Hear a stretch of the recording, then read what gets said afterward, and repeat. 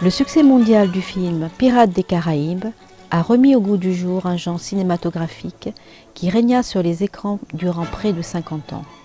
La plupart de ces films, incarnés par des spécialistes du cinéma de cap et d'épée, tels que Douglas Fairbanks, Errol Flynn et Tyrone Power, avaient pour toile de fond la zone maritime s'étendant des côtes du Venezuela à celle de la Floride. La littérature populaire, le cinéma et la bande dessinée ont ainsi popularisé les noms de Barbe Noire, Henry Morgan et Rackham le Rouge. Si les pirates de l'île de la Tortue furent les plus célèbres de l'époque classique, quelques aventuriers de la mer se taillèrent de la même façon une solide réputation dans les eaux de l'océan Indien, tels que William Kidd, Olivier Levasseur et Robert Surcouf.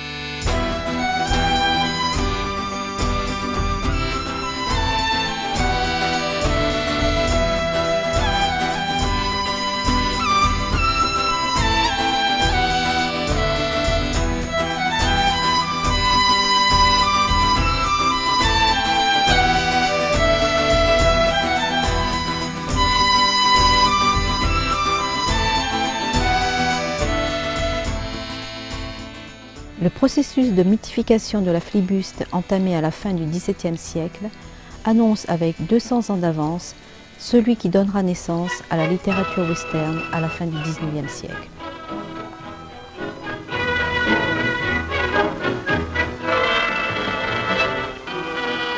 Dans les deux cas, on trouve de vastes espaces vierges, privés de surveillance, la mer des Caraïbes, l'océan Indien, puis les grandes plaines de l'Ouest. Dans les deux cas, des forces tyranniques tentent d'imposer leur conception de l'ordre, les puissances coloniales européennes, puis les grands éleveurs de bétail.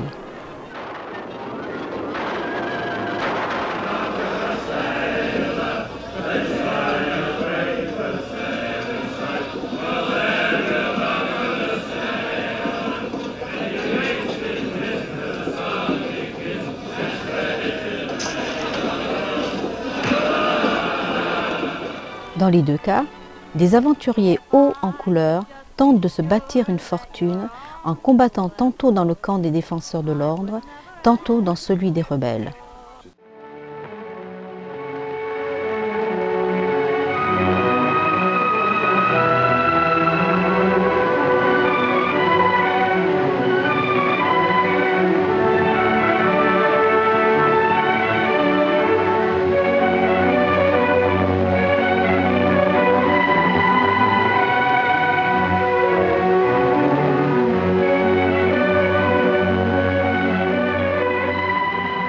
Il n'est donc guère étonnant que les aventuriers de la mer aient pendant longtemps enflammé l'imagination populaire de la même façon que le feront les justiciers de l'Ouest.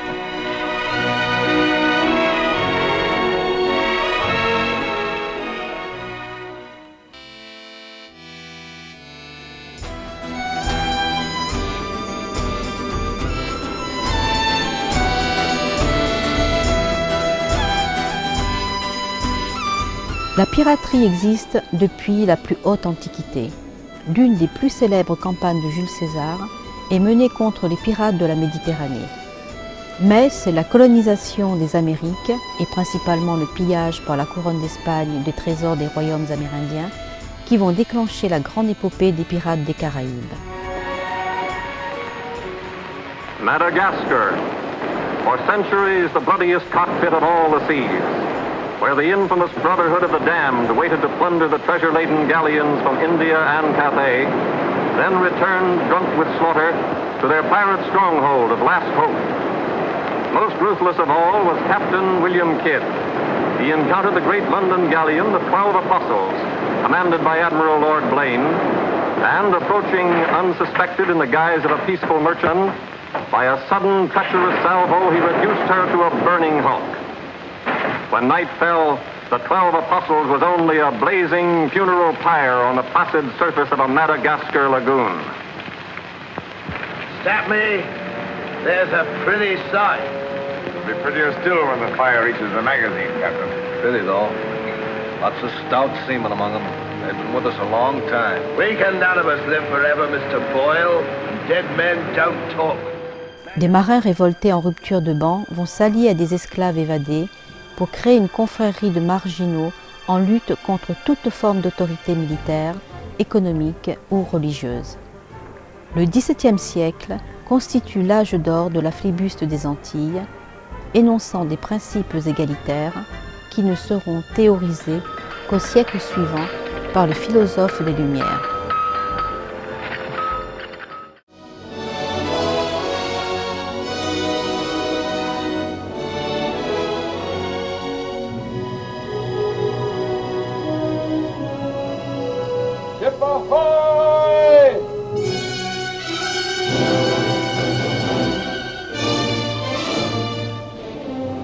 Hyper Silver's crew.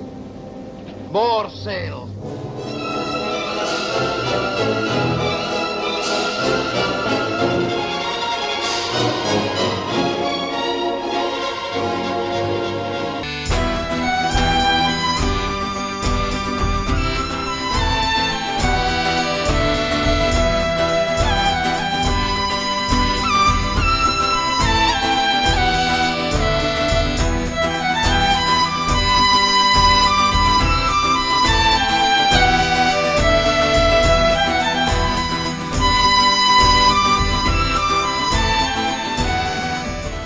Bon, l'île Bourbon a été prise en possession française dans les années 1638-1642.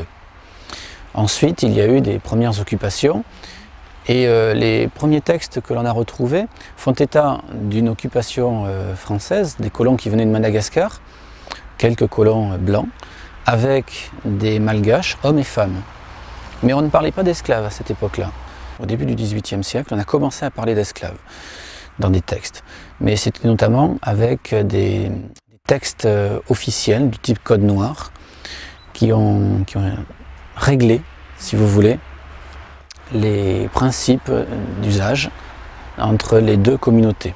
La traite, elle a été développée de façon intensive du fait des cultures agricoles, à savoir d'abord le développement du café pour le ramassage des grains, des baies de café, et que ce soit la canne à sucre pour la coupe et la culture, demande une très forte main-d'œuvre. C'est pour ça que les colons avaient besoin de beaucoup d'esclaves et qu'ils ont mis en place un circuit de traite entre les Mascareignes et Madagascar, ou le Mozambique aussi, la côte est de l'Afrique.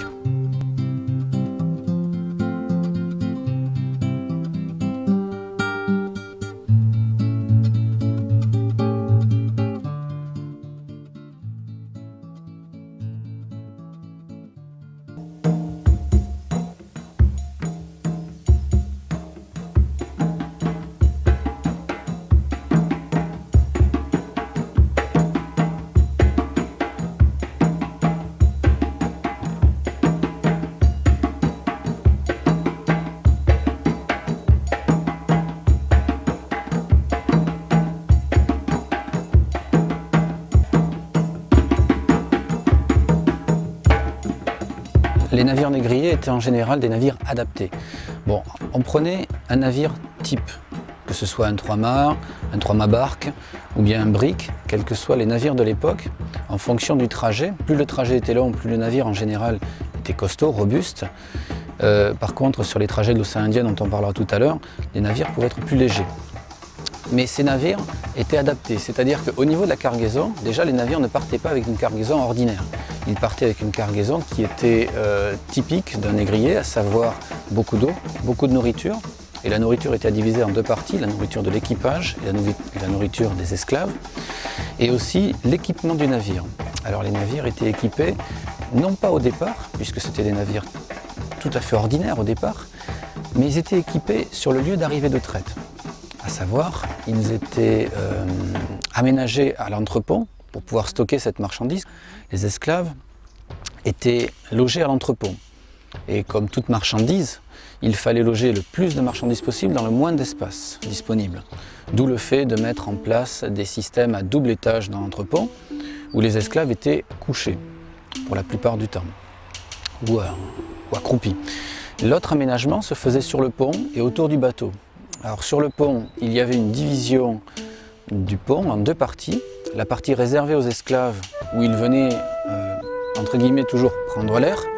On leur faisait faire un peu d'exercice, parfois avec violence, parce qu'il fallait entretenir cette marchandise.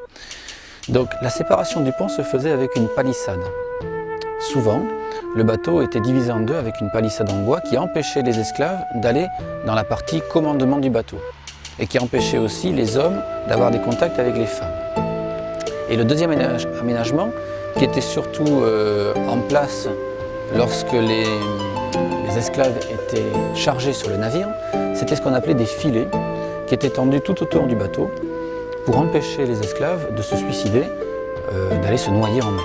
Ils sont désespérés, en plus on les arrache à leur terre natale, ils ont souvent été faits prisonniers par une autre tribu, donc le taux de suicide il se comprend très très bien. Et il était assez fort. Lorsqu'on n'empêchait pas ces gens de se suicider, il pouvait être très fort. L'historien américain Kenneth G. Kincor a montré dans le cadre d'une étude portant sur une vingtaine de vaisseaux pirates que les marins noirs constituaient 25 à 30% de l'effectif des équipages. À bord de navires pirates, l'Africain n'est pas réduit à des tâches subalternes. Il porte un sabre et une arme à feu comme ses frères blancs. S'il fait preuve de bravoure, il peut sans difficulté tenir un poste d'officier. Ainsi, Henrik van der Oyle, le premier lieutenant du capitaine Kidd, est un noir.